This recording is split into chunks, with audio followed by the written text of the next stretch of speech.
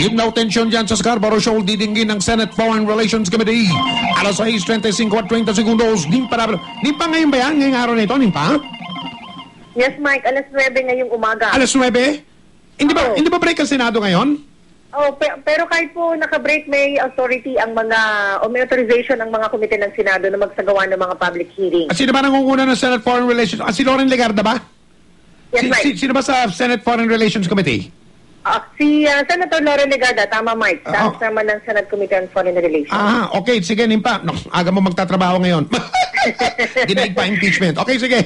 Mike, sa pambihirang pagkakataon, may hearing ngayong araw ng Biyernes. Didinggin ngayong umaga ng Senate Committee on Foreign Relations ang tensyon sa pagitan ng Pilipinas at ng China bunsod ng pag-aagawan sa Scarborough Shoal at West Philippine Sea. Ipinatawag ng komite at nagkumpirmang dadalo ang mga opisyal ng Department of Foreign Affairs, Department of National Defense, Department of Justice, gayon din ang mga eksperto sa maritime laws at international laws. Ayon kay Senator Loren Legarda na chairman nga ng komite, ang pag-aagawan sa Scarborough Shoal at malaking bahagi ng West Philippine Sea ay hindi simpleng issue ng agawan sa teritoryo. Kailangan umunong suriin ang legal at political repercussions para dito sa bansa ng pagsasalpukan ng territorial claims ng Pilipinas at ng China.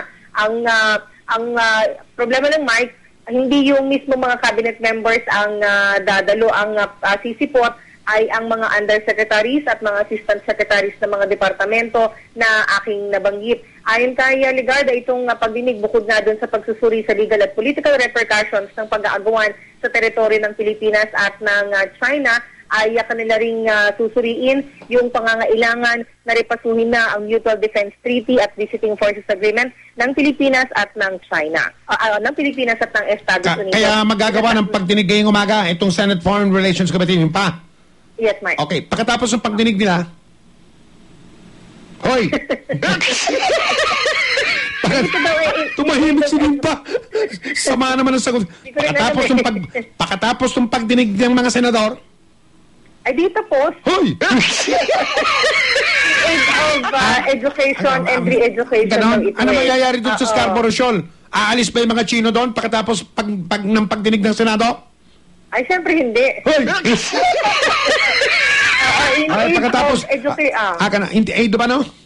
Education and re-education. Pero may gastos yan. Gastos ng pera ng taong bayan yan. Pagkatapos nila dinggin, ano ngayon? Ay, di nadinig. Aga-aga nga. Pero may kailangan. May pagka-alaskadora din to si Nimparabilo na ito. Nagtatanong lang ako, Nimpa, pagkatapos magsagawa ng pagdinig ang Senate Foreign Relations Committee ngayong umaga, ano mangyayari dyan sa Scarborough Shoal na yan? Hello? May tension pa rin, mag-aagawan pa rin. Sumagot ka!